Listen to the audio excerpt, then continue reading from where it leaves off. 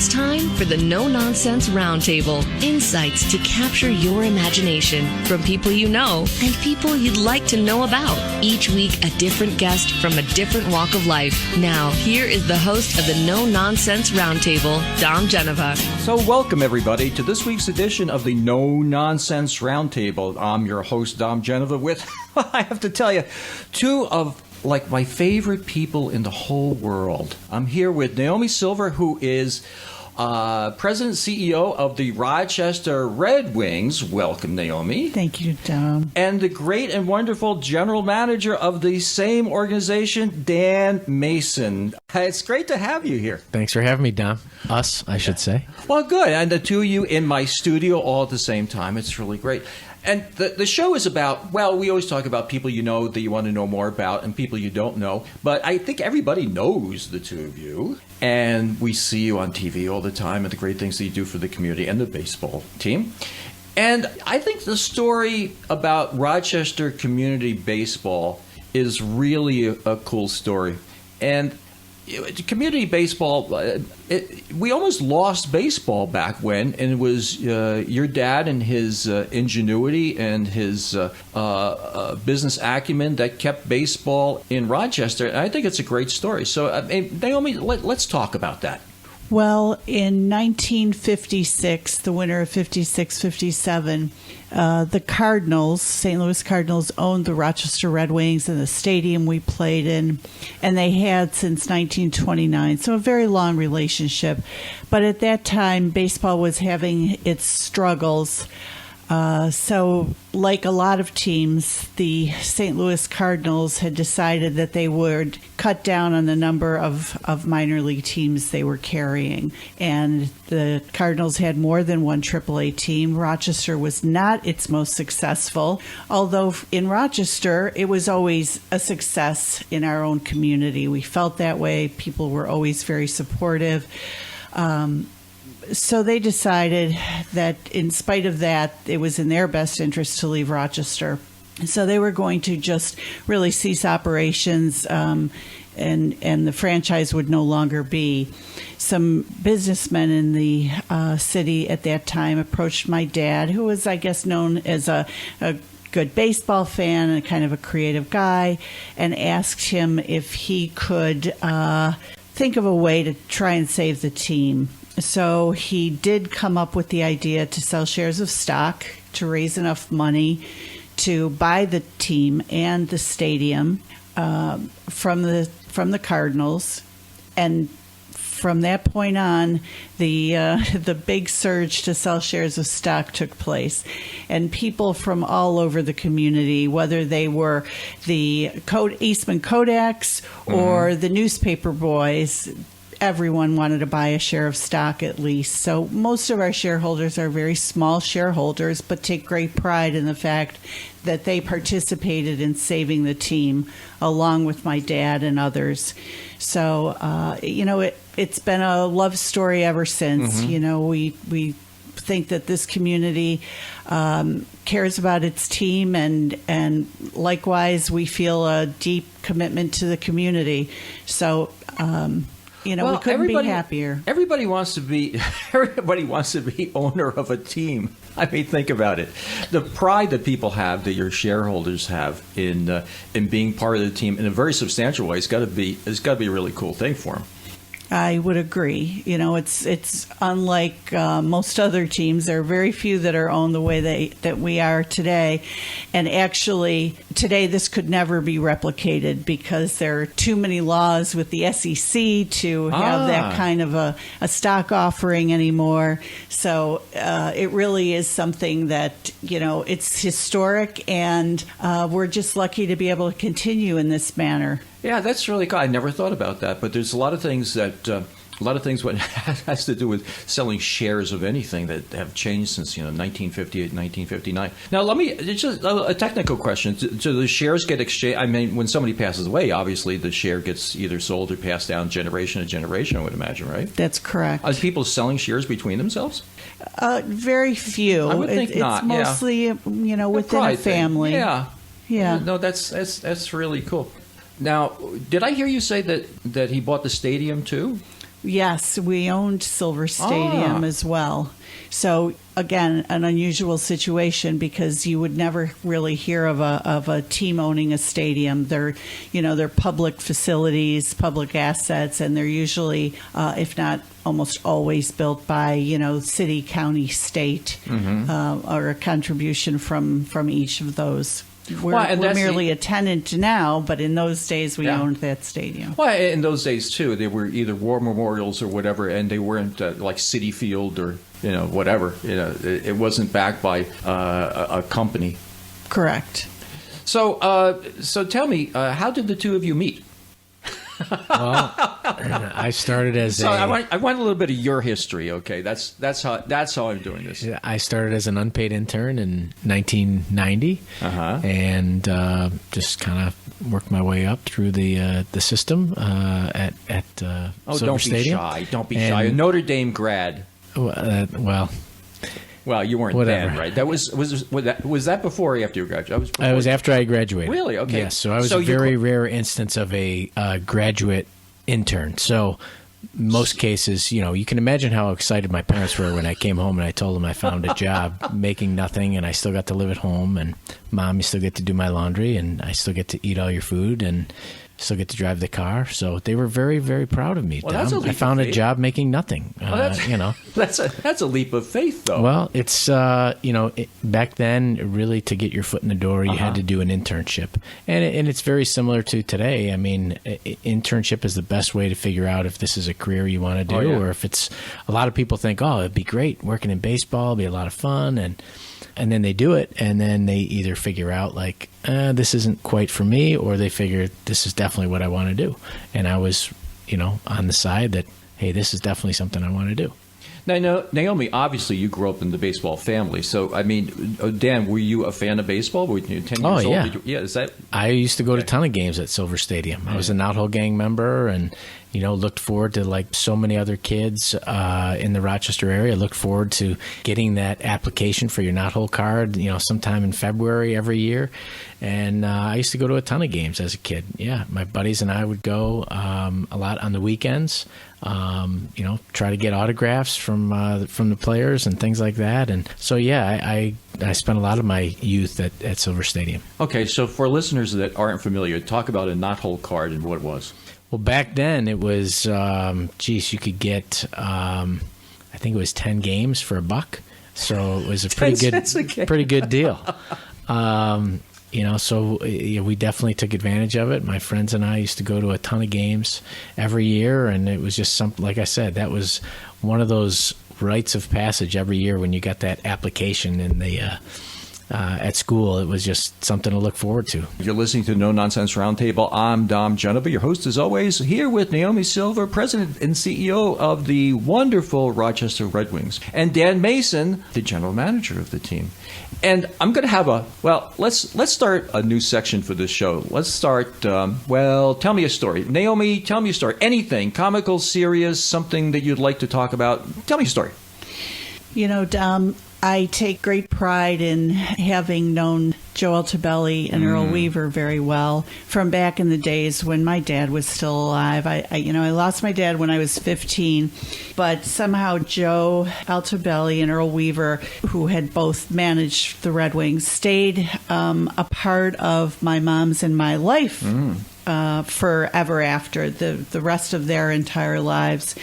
And, Joe, unfortunately, we lost this year, and such a great man. Actually, the man who made Dan Mason the general manager of the Red Wings. Joe was our general manager for a time, and just saw in Dan something that was very special. And I think now Dan and I will both tear up at that, but Joe was certainly right. Joe had an incredible sense of people, and he knew Dan was a rising star. There was no question about it, and he couldn't have been more right.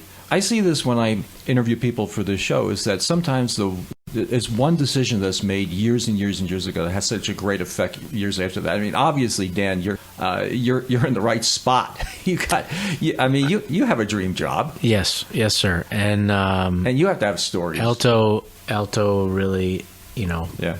put me in the spot, to succeed. He paved the way for me to take over for him when he was ready, and I wouldn't be here if it weren't. So what was your first paid job with the Red Wings? I was group sales director. Okay. Yes. So selling tickets to churches and little leagues and companies that wanted to bring their, employees out to the ballpark. So. Now you're general manager, and I saw you dancing the other day. Well, I think I'm going to keep my day job done. Although I do have to say, you do look really good in the tux. Like I said, I think I'll keep my day job. So tell me a story. Okay, so along the Joe Altobelli lines, so this is back when the Orioles came to Silver Stadium. I think it was in 1995, and Alto said, "Hey, go down and tell Cal that I want to see him. Bring him up to the office here." Mm-hmm. And I was like, Cal Ripken, you mean? He's like, yeah, just tell him that Joe wants to see him, and just go down there, pick him up, and bring him up to the office. So I'm like, oh wow, okay, that sounds pretty cool. And then so I'm driving down to the visiting clubhouse was at the other end of the ballpark at Silver Stadium. Okay, and it was akin to driving on the moon back then. The parking lot towards the back of the parking lot there. And so I go into the clubhouse, and he's never met me. I've never met him. I was just very sheepishly just go up to him and say, hey, Joe Altobelli would like to see you in his office. If is that okay? How old were you? I was 20. Let me think here. 28, I think. Okay. So he's like, okay, let's go. And I was like, oh, you mean like right now? I mean, he's like, yeah, let's go. So we walk out of the clubhouse. Now, this is at the old ballpark, the clubhouse exit. Uh-huh. You would exit right into the concourse. Mm-hmm. So I'm like, how am I going to get him to the car without anybody noticing him between the Italian sausage stand and the pizza stand? Not like anyone would recognize a guy that's 6'5" wearing an Orioles jersey, number 8 on the back, right? So I'm like, okay, I'm going to open the door. My car is right out there. Okay. We just kind of have to sprint to the car, okay? He's like, all right, no problem. So I open the door. I start walking out to my car, and then he comes right out into the, the door, and I hear, there he is! And all this, and I'm like, oh my God. So we both start booking to my car. We jump in my car. I'm driving back to Alto's office, and all I could think of is I'm going over these bumps in the back. I'm like, oh my God, if I get in a car accident right now, I will be on the cover of USA Today as the guy that ended the streak. The streak. Because this is before he broke the streak. So it was a very nerve-wracking ride. My palms were sweaty as can be, but I get him up to the office, and I'll never forget sitting in the office just like this. Yeah. Like Joe sitting where you are, Cal sitting where Naomi is, and I'm sitting right here. And those two guys were just trading stories. It was like one of the best half hours of my life. It was just so cool. Well, and he sounds like he's a regular guy. Regular guy? He is. He's a really regular guy with a unbelievable respect for the game and for the fans. I mean, this is a guy that on the verge of breaking, one of the most historic records in the history of baseball. He would stay at Camden Yards till 1 o'clock in the morning signing autographs after a game. And then he would get up and do it again all over again the next day. Yeah, that's a sign of character. Well, he takes the time for fans because there's nothing in it for him other than to make other people happy. Right. So. And even the night he broke the streak, the way that he went around the whole ballpark and did his lap and acknowledged the fans, I think a lot of guys would not have done that. Well, there's a lot of talk about sports figures, whether they're heroes or not. There's like anything else. I mean, some of them are heroes. Roberto Clemente, right? And the way he died. People that don't know, he was delivering goods to Puerto Rico. It was a disaster, and he died in a plane crash. And he was a Pittsburgh Pirate. And, there's a hero. And if you see somebody like Cal Ripken who takes the time for a kid to sign an autograph, that's a regular guy. That's a good guy. Because we all know, and we could all talk about some other guys that just aren't like that. Reggie Jackson. Well, it's amazing the impact that 15 or 10 seconds of one guy's life can make on somebody's entire life. Isn't that true? You know what I mean? Yeah. And they don't think about it because it's no big deal. Right. But that other person, they create a lifelong memory. It can make all the difference in the world.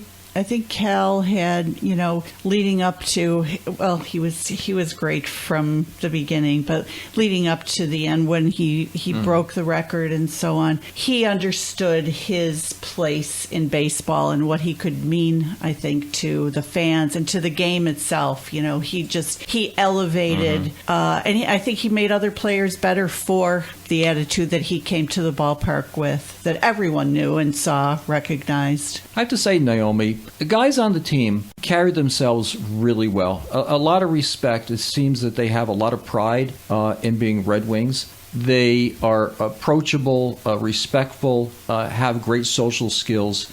And I remember being at a luncheon you invited me to years ago, and the general manager of the Twins saying, yeah, that's one of the things we do. We try to teach our young men not only the craft of baseball, but also being good ambassadors for the team and presenting themselves well. And I thought that was really a great thing and a hallmark of the Red Wings. I'm Tom Genova, your host. I'm here with Naomi Silver, President and CEO of the Rochester Red Wings, and Dan Mason, the General Manager of said team. And the bottom of the hour, I always reach out to the great people at the Bob Johnson Auto Group, now owners of Genesee Valley Chrysler Dodge Jeep and Genesee Valley Ford in Avon. Great guys, no-nonsense deals. They treat people well, and they sell lots of cars. So if you're looking for a car to get a car fixed, go to one of the Bob Johnson dealerships. They sponsor the program, and I'm thankful that they do. So we were talking at the break about, how life has changed since, 2018. So you had the stadium 2018, 2020, you have the affiliation change, you got COVID, things to deal with and whatever. Let's talk about how life has changed since then. And then we can talk a little bit about this year because you're expanding your season, right? Yes, we're going to play 5 extra games Ooh. at the end of the year. Well, 10 extra, actually, but 5 at home. Those are the only ones that really, You know the saddest words? I've always said this. The saddest words that I hear during the year, and I'm not making this up just to butter you up. The saddest words is like it's the first couple of days of September, and you're up there, and thanks for coming. We'll see you in April. It's too early. It's too early. It was just too early, and it's like, oh, I can't listen. I can't. There's still some really nice days left. No doubt. That's the thing. So before we talk about baseball, and is baseball a metaphor for life or not, tell me a little bit about 2018 to 2020. It's had to have been a lot of challenge. I guess the COVID thing's got to be the worst thing, right? Yeah. That was pretty much the worst year.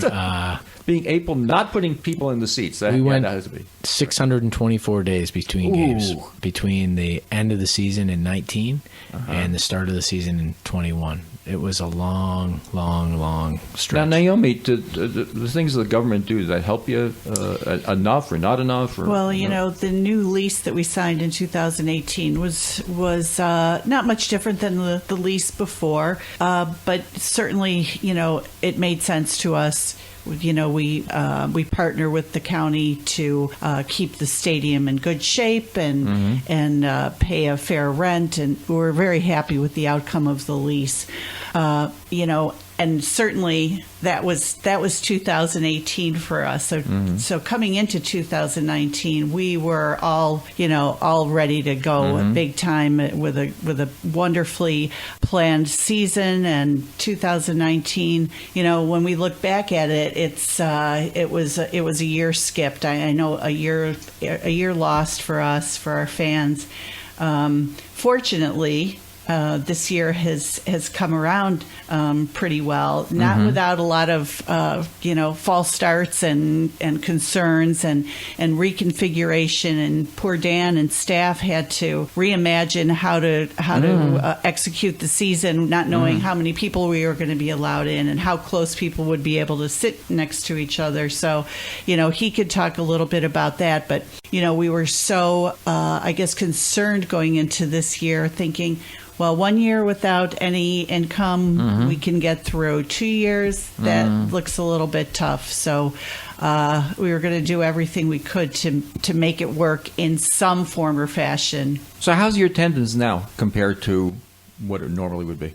We're down a little bit, but it's it's just a weird year. That's the best way I can put it. With all the, with the start of the season, with the restrictions and different sections, having to socially distant people, and now, starting this homestand coming up in July, we will be just a normal, everyday Frontier field again. So we're looking forward to, bigger crowds from now until the end of the season. Well, and how many extra games do you say you had this year? We have 10 extra games at the end of the season, but 5 of those will be home games against the Scranton Wilkes-Barre Well, that's got to Raiders. help a little bit. Yes, yeah, definitely. So we have 35 home games left, and up until this point, it's been really difficult to really sell groups because groups, it was just the way that. It was just confusing for fans, to be honest with you. And now that the confusion is gone. Speaking of groups, absolutely.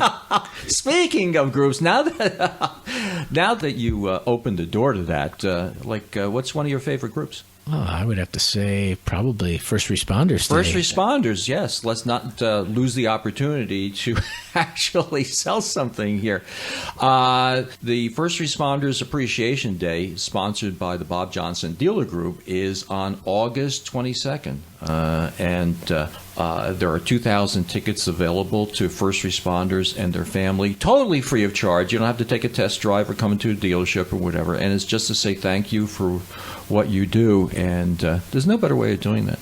We get into this discussion sometimes whether baseball is a metaphor for life or not. You can go back and forth with that, because people, some people say, well, yeah, it is. It's 162 games. You're not going to win them all, and you have to learn how to take disappointment and whatever. We can get into that all the time, but it's just a darn nice thing to do on a summer day. Forget about everything else. I'll tell you what. After last year, this season, people, I would say, and Naomi can chime in on this, and people are more happy than I've ever seen to be at a baseball game at Frontier Field than I've ever remembered. And it's always a little more fun when we win, for us, for the players, for our fans. But even on those nights when we don't happen to win, people are walking out with these enormous smiles on their face, because it's just great to be back celebrating with other people, doing something, not cooped up in your house, and back at a place that's so familiar to them and their friends and their family. People are just so excited to be back. Maybe just a sense of appreciation for something that, we take for granted, that we can do what we want and go where we want, when we want to. And, with the absence of that last year, I agree with Dan. People this year seem to really, they enjoy every minute that they're at the ballpark. And we see you there. You're not up hiding someplace and not to be seen. We see. There's the president and CEO, and she's standing there, section 110 or whatever it is, and just hoping you'll come by and say hello to me, Tom. And shaking hands and seeing people and whatever, and that means a lot. The way I say the Red Wings is that there's some entities, organizations that have woven their way into the culture of Rochester. Rochester's a cool place. I've moved here from down south. The entertainment that you have, the Eastman Theater, Red Wings, whatever, RBTL, wonderful stuff that we have here. But you've really woven your way into the soul of Rochester. It's really kind of cool. Let's talk a little bit about more of the other promotions and community activities you do during the year. And then I'm going to ask you the question I love to ask people. I want to know in a short form what you're most proud of, each of you, and you can't talk about your family. So let's talk about what you have done during the year and what's up to come. Well, we've still got 35 games to go, and tons of great promotions. You can check them all out at redwingsbaseball.com. But a couple things to keep in mind. Every Tuesday this year, we're doing 2-for-1 tickets. So when you order your tickets at redwingsbaseball.com, just punch in the promo code GOWINGS, and you'll get 2-for-1 tickets every Tuesday. And we're home every Tuesday. Every homestand is Tuesday through Sunday. So that's easy to remember, Tuesday through Sunday. And we have 6 more homestands. And if there, at a certain inning, there's you can get a taco, right? If there's a strikeout. If the Taco Bell K-Man strikes out, everybody wins. So you get 2 tickets and a taco on Tuesdays, potentially. Oh, absolutely. You have a great deal. You have a great chance of that happening. But we've got some other really cool stuff going on. The Duel of the Dishes, when the plates will take on the Syracuse salt potatoes. So that'll be a fun night on August 5th.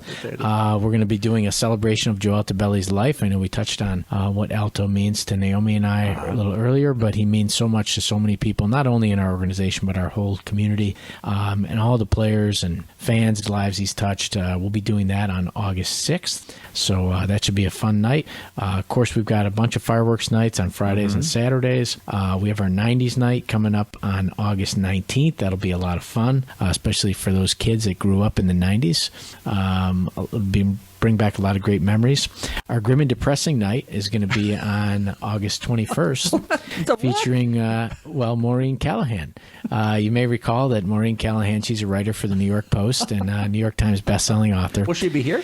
She'll be here, yep. She wrote an article this was probably back in October of 19. Saying what a miserable place this was. Rochester, Grim and Depressing Rochester, New York. That's how she described us. Are you going to have one of those water tanks where you can throw something and she gets dunked in it? You think you might be able to handle that? I think our fans are going to give Maureen a warm Rochester welcome when she goes out to throw out the first pitch. But we're going to show her why we're such a tongue-in-cheek, grim and depressing town. So it should be a really fun night. Except for the weather. This place is wonderful. Speaking of weather, this year our season was postponed, of course, because of COVID. We didn't play in April. We didn't get a start until May, which has been really a pleasant month to start our season.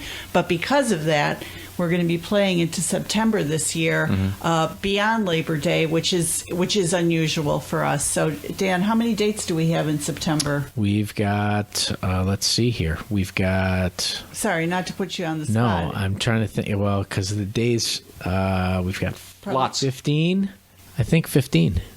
And then we also have 3 in October. So we'll interesting to see who will be the Red Wings' first Mr. October. Well, there you go. Well, the thing about it is that the game is so much more than the game. You're there and you're spending time with your family and it's quiet. I mean, my girls and I, Nita, we would spend time at the park and you'd be able to talk about their lives during the week and school and whatever. And then the sheer entertainment value of it and the interesting things that you do on the field and whatever, it's a great experience. It's so much more than just the game. It's a vehicle to spend time with your family, and especially when the weather's nice, you're out in the outdoors, and especially this thing after COVID. Now the normal things that you have seem like they're so wonderful. Like you're not washing your vegetables from the store anymore, thinking that they're full of a virus. I think we have about 4 minutes left. So the question I'd like to ask a lot of times is, tell me something you're proud of, but you can't mention your family. I don't want to politically correct things. Probably one of the things that you've seen happen, or something in your life that you're most proud of. For me, it's broader than a particular thing. The success the Red Wings have had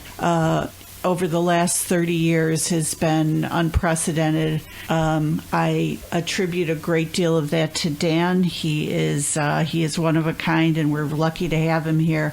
I'm proud of him and everything that he is and has brought to this team. And, you said don't bring your family into it. Well, I sort of did in saying that about Dan, because I couldn't feel more close to Dan and his family. So, we're very lucky. And I know he feels like I do, that, there's no place we would rather be doing what we do than in Rochester. Yeah. No, you could tell the bond between you. Sometimes I'm disappointed this is radio, because when you were saying those nice things about Dan is, he's kind of shaking his head like, I don't deserve something that nice said about me, right? I'm just a humble guy. Wow. Naomi is the leader of this organization, and we feed off her energy and how she does things, and we follow her lead. So how about you? For me, I think, professionally, I think closing down Silver Stadium and opening up Frontier Field was just an incredibly awesome responsibility. And I'll never forget either of those two nights, even though they both went by in a blur, trying to encapsulate 68 years of incredible memories for our community in one night in a 3-hour or 4-hour span was something that was a ton of fun. And I think as an organization, we really nailed it, all of us working together with our partners in our community.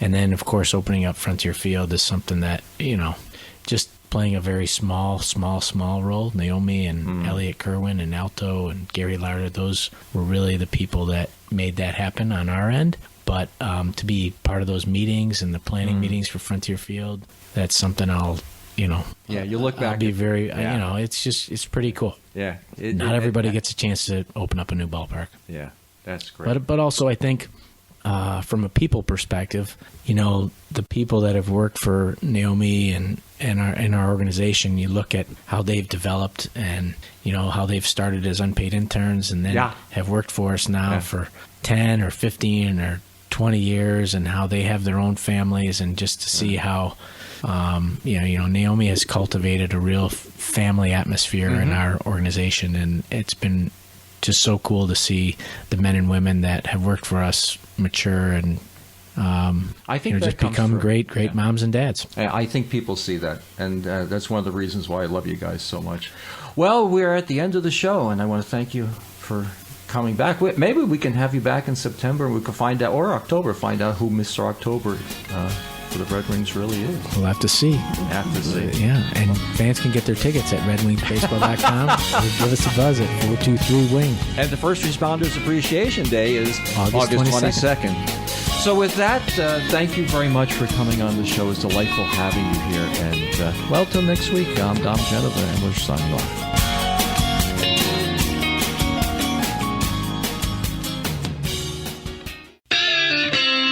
It's time for the No Nonsense Roundtable. Insights to capture your imagination from people you know and people you'd like to know about. Each week, a different guest from a different walk of life. Now, here is the host of the No Nonsense Roundtable, Dom Genova. So welcome, everybody, to this week's edition of the No Nonsense Roundtable. I'm your host, Dom Genova, with, I have to tell you, two of my favorite people in the whole world. I'm here with Naomi Silver, who is President and CEO of the Rochester Redwings. Welcome, Naomi.